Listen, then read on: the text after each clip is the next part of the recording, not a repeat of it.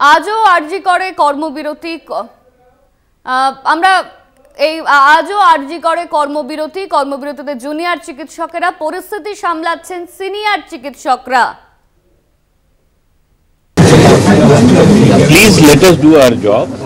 Let us finish our job. Then whatever you want to know, our senior officers will brief you. Sir, what are you going to take over from today? I'm not supposed. I'm not. I'm doing my job, which has been mandated by higher authority. So let me do our job. Whatever input you require, it will be given to you once we do our job. See, I cannot say anything. I cannot say anything at this point of time. Number one. Number two, please do not disturb us. I know you are doing your job. Let me do my job. Thereafter, you will get all the information, right? Sir, how many forces will we deploy? Again, you are saying the same thing. Please don't repeat. We don't know anything. About their requirement, the authority. See, we don't know anything. Let us do our job. ठीक है? Thank you.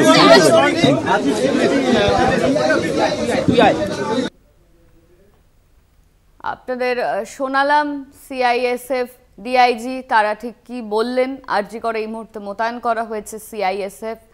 Supreme কোর্টের নির্দেশেই কিন্তু কেন্দ্রীয় বাহিনী মোতায়েন করা হয়েছে। গতকাল সুপ্রিম কোর্টের তরফে নির্দেশিকা জারি করা হয়েছিল যে আরজি করের চিকিৎসক তাদেরকে সম্পূর্ণভাবে নিরাপত্তা দিতে হবে।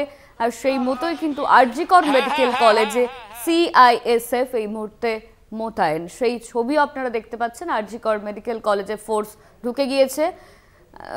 সুপ্রিম কোর্টের নির্দেশের মতোই আরজি করের যে ঘটনা, মর্মান্তিক সেই ঘটনা, যে একজন চিকিৎসককে ধর্ষণ করে খুন করা হয়েছে, আর সেই নিয়ে কিন্তু উত্তাল রাজনীতি।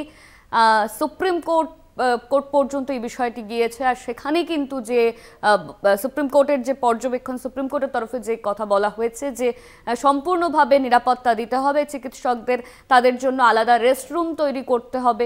সন্দীপ ঘোষকে নিয়েও কিন্তু একাধিক প্রশ্ন তুলেছে সুপ্রিম কোর্টের প্রধান বিচারপতি।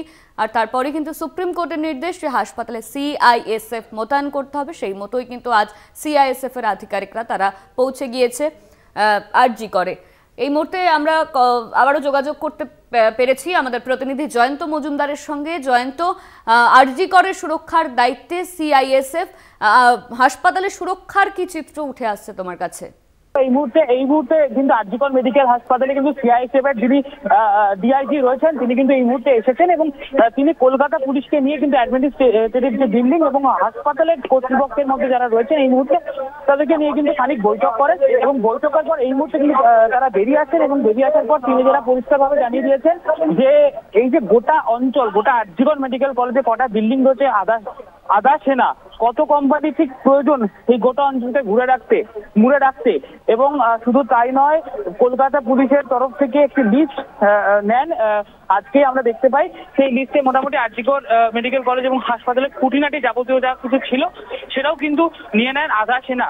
অর্থাৎ এরপর থেকে বোঝা যাচ্ছে একটা নিরাপত্তার যে ব্যবস্থা, সেই ব্যবস্থাকে কিন্তু আঁটোসাঁটোভাবে মোতায়েন করতে হবে এবং তার পাশাপাশি যারা চিকিৎসক রয়েছেন, ডাক্তার, নার্স, তারাও যেন সুরক্ষিত থাকে এই বিষয়টাও কিন্তু খতিয়ে দেখা হবে সিআইএসএফ এর তরফ থেকে, এমনটাই কিন্তু আশ্বাস দিলেন।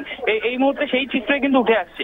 জয়ন্ত, এই যে সিআইএসএফ এর আধিকারিক তারা, ডিআইজি তারা এসে পৌঁছেছেন, তাদের কি কোনোভাবে হাসপাতাল কর্তৃপক্ষের সঙ্গে কোনো কথা হয়েছে এখনো পর্যন্ত?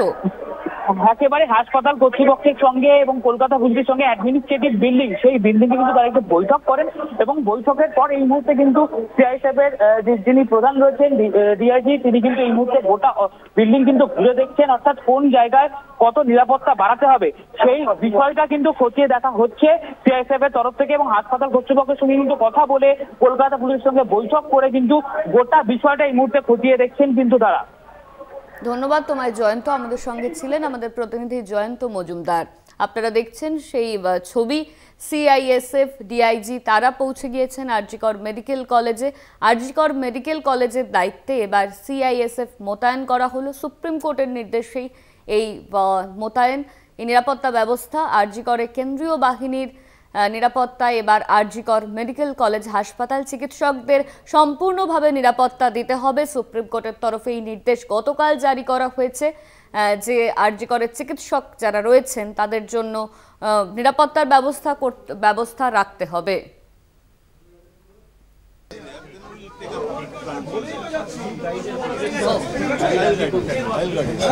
एक बार रिक्वेस्ट कर लीजिएगा।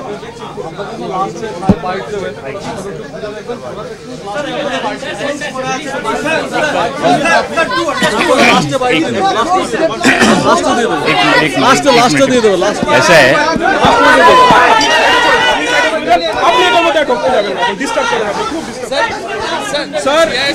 Sir, as per the court order direction, you have come here, sir. With whom you have spoken with, and how much? What will be the number of battalions? See, please keep quiet. Please keep quiet. ध्यान दें, सुने। ऐसा है कि let us do our job. We have come for some job here, assignment. Please let us do our job. Let us finish our job. Then whatever you want to know, our senior officers will brief you. Sir, what are you going to take over from today? I'm not supposed. I'm not. I'm doing my job, which has been mandated by higher authority. So let me do our job. Whatever input you require, it will be given to you once we do our job. See, I cannot say anything. I cannot say anything at this point of time. Number one. Number two, please do not disturb us. I know you are doing your job. Let me do my job. Thereafter, you will get all the information, right? Sir, how many forces will be deployed? Again, you are saying the same thing. Please don't repeat. We don't know anything. About the requirement, the authority. See, we don't know anything. Let us do our job. ठीक है? Thank you.